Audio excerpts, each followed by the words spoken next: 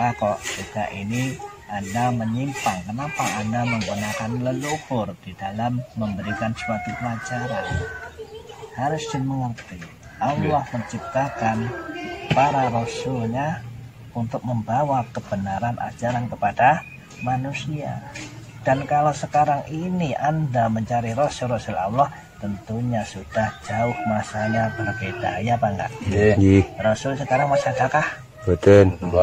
Makanya sekarang yang ada adalah keturunan-keturunan para rasul yang disebut dengan para leluhur tadi. Bahkan leluhur ini turun-temurun ya. Nah, namanya leluhur itu bahkan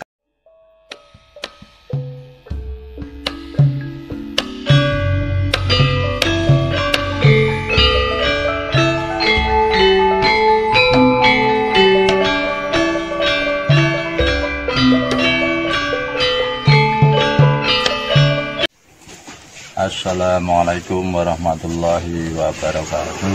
Waalaikumsalam warahmatullahi wabarakatuh. Sagung ing dumadi rahayu. Jumpa lagi lur dengan channel kesayangan Anda. Ini Pak D Toko sudah melakukan tafakur di Makbaroh Mbah Ki Ageng Pengging Sepuh utawi Mbah Sri Makurung Handayan Ngerat ngoten nih Pak Di. Nah, ini nanti sebelum Pak D Toko memberikan wejangan, terlebih dahulu saya mau bertanya dulu Pak Di. Nah, setelah rombongan ini tadi sampai di Makbaroh sini Pak D, itu terkejut Pak D melihat ada pohon besar yang usianya ratusan tahun ini tumbang gitu Pak D. Mohon pencerahan Pak D Toko, ini pertanda apa dan lain sebagainya, nyuwun pencerahan itu Pak D Toko. Assalamualaikum warahmatullahi wabarakatuh. Waalaikumsalam warahmatullahi wabarakatuh. Alhamdulillahirabbil alamin. Puji syukur kepada kita semua yang senantiasa selalu diberi limpahan nikmatnya yang tiada terkira, sehingga kita masih diperkenankan untuk melakukan sebuah religi perjalanan rohani di tempat ini, Makbaroh ini. Ini semua atas kehendak Allah Subhanahu wa Ta'ala. Karena apa? Karena sesungguhnya Allah Subhanahu wa Ta'ala itu tentunya akan sangat memahami dengan cara makhluknya, terutama manusia yang suka ke tempat Makbaroh ya. Jadi banyak sekali orang yang belum paham tentang makna-makna tempat seperti ini ya, khususnya tempat Makbaroh ya. Sebetulnya datang atau sowan di suatu tempat Makbaroh ini tidak lain bukan adalah suatu penghargaan atau hormatan tertinggi buat beliau-beliau para pejuang Nusantara yang telah mengajarkan syiar agama kepada kita semua ya. Tapi karena kurang kepahamannya, banyak manusia yang justru meminta macam-macam ya, kekayaan, kemudahan, kelancaran. Kalau ditanya ya benar, mintanya pada Allah ya. Tapi membedakan keyakinan ini yang sangatlah susah. Jadi antara keyakinan kepada yang di Makbaroh ini, pada ahli kubur atau kepada Allah, ya kan? Apalagi beliau mempunyai nama yang sangat fenomenal di kalangan Jawa. Siapakah namanya? Mbah Ki Ageng Pengging Sepuh Sri Makurung Handayan Ngerat. Beliau kan sangat terkenal. Nah, karena keterkenalan beliau ini terkadang menjadikan sebuah hijab bagi para ziarah yang datang ke Makbaroh ini, ya kan? Kita kutip di sebuah ayat di Al-Imran ayat 49. Ketika Nabi Isa itu membuat tanah itu ditiupkan roh, jadikanlah burung tanah itu. Dan Nabi saya itu bisa menyembuhkan orang yang sedang buta dari lahir. Orang yang buta dari lahir itu disembuhkan hingga sampai sembuh, bahkan bisa menghidupkan jenazah yang sudah meninggal. Tapi perlu diketahui, ini sesungguhnya adalah mukjizat yang diberikan pada Allah. Jadi bukan kemampuan dari Nabi Isa ini tadi. Ini juga banyak yang salah kaprah, yang mengatakan bahwa Nabi Isa ini adalah Tuhan, sesembahan. Itu karena kurang kepahamannya, ya kan? Coba dibaca Al-Imran ayat 49 ayatnya. Al-Imran ayat 49.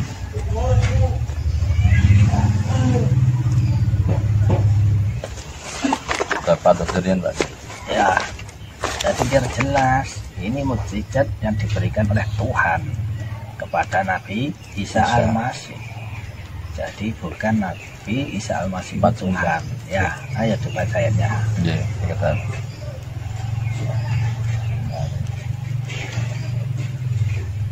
Ini kalau nggak dipahami, nggak dimengerti, ini juga kasusnya sama seperti orang yang datang ke Mubarakiyah. Jadi kalau kita datang sini, hendaknya kita memberi penghormatan atas jasa beliau dan mendoakan beliau supaya mulia di Tuhan. Jangan sampai meminta segala sesuatu apapun. Supaya tauhid yang datang ke sini itu benar-benar murni. Maka dari itu para leluhur termasuk beliau ini juga memberi peringatan atau warning. Lihat aja tempat ini sekarang porak-poranda kan, ya kan? Ini sebagai warning atau sebagai pepiling kepada manusia, gitu loh. Jadi tidak ada tempat perlindungan kecuali pada Allah Subhanahu Wa Taala, ya kan? Sampun lagi, Pak. Ya. Surah Al-Imran ayat 49. Ya. Bismillahirrahmanirrahim. Wa rasulan ila bani Israila anni qad ji'tukum bi ayatin mir rabbikum anni akhluqu lakum minad tini ka hay'atid tayri fanfukhu fihi fayakunu tayran bi idznillah wa abri'ul akmaha wal abrasa wa yil mauta bi idznillah wa biukum bima ta'kuluna wa ma tutakhiruna fi buyutikum inna fi dzalika laayatan lakum in kuntum mu'minin. Artinya, dan sebagai rasul kepada Bani Israel yang berkata kepada mereka, sesungguhnya aku telah datang kepadamu dengan membawa sesuatu tanda atau mukjizat dari Tuhanmu, yaitu aku membuat untuk kamu dari tanah berbentuk burung, kemudian aku meniupnya, maka ia menjadi seekor burung dengan seizin Allah. Dan aku menyembuhkan orang yang buta sejak dari lahirnya dan orang yang berpenyakit sopak, dan aku menghidupkan orang mati dengan izin Allah. Dan aku kabarkan kepadamu apa yang kamu makan dan apa yang kamu simpan di rumahmu. Sesungguhnya pada yang demikian itu adalah suatu tanda kebenaran kerasulanku bagimu jika kamu sungguh-sungguh beriman. Jelas kan? Sesya ini kan berbunyi atas izin Allah, ya lah. Jadi jelas ini adalah Allah Subhanahu Wa Taala yang memberi mukjizat kepada Nabi Isa, kan gitu ya. Tapi bukan Nabi Isanya, harus betul-betul dipahami ya. Jika Nabi Isa menjadikan tanah menjadi sebuah burung dan burung hidup bisa terbang, ini adalah kekuatan Allah, kekuatan Tuhan yang kebetulan disifatkan kepada Nabi Isa, kan gitu ya. Waktu menyembuhkan orang buta yang dari lahir pun, ini adalah kuasa Tuhan, disifati, diberi sifat yang maha menyembuhkan, gitu. Jadi jelas sekali bahwa Nabi Isa di sini adalah betul-betul Rasul utusan Tuhan, tapi bukan Tuhan. Nah, itu jelas ya? Ya, jelas sekali. Ada yang mau ditanyakan? Terutama ini tadi yang berkaitan dengan robohnya pohon ini tadi, Pak De. Ya. Nah, ini tadi Pak De hilang. Ini sebagai pepeling peringatan bagi orang-orang yang datang ke Makbaroh sini yang nyeleweng dari tauhid Pak D, yang semuanya itu tidak dari Allah Subhanahu wa taala, makanya ada peringatan seperti ini. Ngoten Pak D? Ya, jelas sekali ya. Jadi banyak orang yang datang ke Makbaroh ini yang diagungkan bukan asma Allah, yang diagungkan justru beliau. Jadi yang di Makbaroh ini ya. Tapi kalau ada orang yang tanya, saya mintanya pada Tuhan, berdoanya pada Tuhan. Saya kesini hanya sebagai wasilah dan lantaran, itu juga sudah tidak benar. Jangan dijadikan wasilah atau lantaran kepada beliau-beliau yang sudah di alam tenang. Doakan beliau supaya bertetap di dalam ketenangan, supaya tidak menghijab pada orang-orang yang datang gitu ya. Nah gitu. Jadi Allah Subhanahu wa taala itu menyuruh umat manusia itu untuk berdoa, maka Allah akan menjawab doa-doa kita semuanya, entah kapan yang mengabulkan, bisa sekarang, bisa besok, atau bisa lusa, itu kan sudah jelas. Nah, kalau kita ambil pelajaran ini, kenapa kok kita ini Anda menyimpang? Kenapa Anda menggunakan leluhur di dalam memberikan suatu pelajaran? Harus dimengerti, Allah menciptakan para rasulnya untuk membawa kebenaran ajaran kepada manusia. Dan kalau sekarang ini Anda mencari rasul-rasul Allah, tentunya sudah jauh masanya berbeda, ya Pak enggak? Rasul sekarang masih adakah? Betul. Makanya sekarang yang ada adalah keturunan-keturunan para rasul yang disebut dengan para leluhur tadi. Bahkan leluhur ini turun-temurun ya. Nah, namanya leluhur itu bahkan kalau kita kupas, itu adalah dari Nabi Adam dan Ibu Hawa, ya kan? Nah, seperti itu. Jadilah sebuah leluhur turun. Jadi mbah-mbah kita, ya. Dan hingga sampai kepada kedua orang tua kita, kan seperti itu ya. Jadi dimengerti ya, harus jelas di sini ya, bahwa kita itu tidak mengajarkan sesuatu ajaran yang menyimpang, atau bukan. Ini adalah pelajaran untuk kalangan penyesatan umat. Coba dipelajari dengan seksama dengan apa yang saya sampaikan ini ya. Jadi jangan sampai Anda semua gagal paham intinya ya. Ya kan? Kalaupun nanti ada sesuatu yang bergelar itu hanya asma atau sebutan, ya dah. Kalau cuma gelar saya bebas ya. Mau manggil kamu siapa, asal kamu bahagia senang, tentunya bebas ya. Bebas. Jadi tidak perlu berbangga diri, tidak perlu wah gitu ya. Misalnya kamu tak panggil Bakong, apa Kareng, apa Petro, itu jadi itu sesuatu hal yang lumrah ya, lumrah itu sebutan orang Jawa ya. Nah, gitu ya. Jadi itu bukan gelar kebanggaan ya. Jadi seperti itu harus juga ngerti dan dipahami. Dan itu adalah panggilan akal bagi kita semua, ya kan? Kalau ada orang yang mendengar, kalau belum paham betul, kalau sudah berani istilahnya menganalisa, itu harusnya kan bertanya dulu, bertabayun dulu ya. Jadi bertanya dulu biar bijaksana di dalam menyikapi segala sesuatu. Jadi dalam melihat, mendengar, mencium, itu jadikan ucapannya ucapan murni yang tidak terkontaminasi, tidak terkotori oleh ego-ego atau nafsu. Ya itu ya. Jadi kita di sini tidak ingin menjadi orang yang wow gitu enggak ya. Jadi jelas ya. Jadi gitu. Jadi kita ini betul-betul menyiarkan ajaran-ajaran seperti yang sudah waktunya didengar, mengingat bangsa ini sudah terperosok dalam jurang.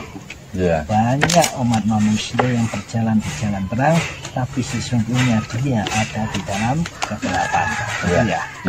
Nah, ada lagi yang ditanyakan. Iya Pak D, dan saya Pak D, tanggal Pak D. Kados engkang dipenatur ke Pak D, kados ziarah menika Pak D nggih. Yang semangkurung ada yang kerap ya Pak D. Jadi ziarahnya intinya setunggal mendoakan ya Pak D. Dengan ijabahnya doa kita itu karena ziarah ini dengan mendapat berkah ini pun Pak D kalian leluhur kados pepundhen Pak D. Ya. Kados kersane mboten selain itu nampine mengke salah kados yang diatur Pak D. Ya. Keyakinane teng Allah kali keyakinane teng leluhur niku Pak D. Ning saya Pak D nyuwun dipun babaraken. Jadi yang jelas kalau kita ke tempat Mughbarah ini tujuannya satu mendoakan beliau sebagai tanda penghormatan bahwa beliau ini adalah orang-orang mulia yang memperjuangkan agama Allah, yang berjalan di jalan Allah. Maka kita di sini mengambil sebagai contoh suri teladan, bukan tempat untuk meminta sesuatu kekayaan, kemuliaan, keberhasilan, ataupun minta berkah pun sebetulnya nggak boleh. Semuanya harus kembali pada Sang Khalik.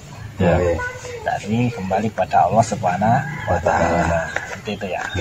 Ada lagi? Berarti apa yang disampaikan Pak D ini sangat memberikan pencerahan untuk orang-orang yang sering datang ke Mughbarah Pak D. Iya. Karena apa yang saya amati itu banyak yang sudah dikatakan Pak D tadi, minta tidak langsung kepada Allah tapi mintanya kepada yang diziarahi itu Pak. Iya. Nah, itu mohon pencerahannya lagi Pak D.